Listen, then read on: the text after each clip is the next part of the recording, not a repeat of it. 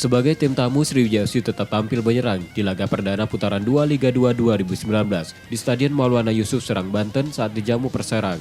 Beberapa kali Ahmad Ihwan dan kawan-kawan mampu merepotkan pertahanan Perserang, tapi belum ada gol yang tercipta di babak pertama.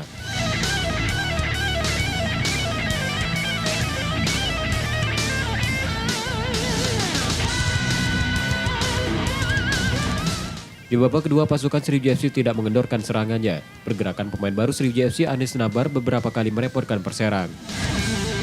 Sriwijaya FC memecah kebuntuan menit 84 setelah sepakan keras Hendri Satriadi tak mampu ditahan kiper Perserang. 1-0 Sriwijaya FC unggul.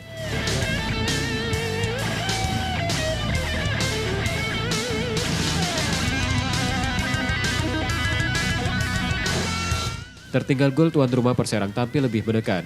Namun hingga peluit panjang ditutup wasit, keunggulan Sriwijaya FC tetap bertahan. Raihan 3 poin ini membuat Sriwijaya FC makin kokoh di puncak klasemen sementara Liga 2 2019 wilayah Barat dengan 24 poin dari 12 pertandingan. Nur Muhammad, Kompas TV, Palembang.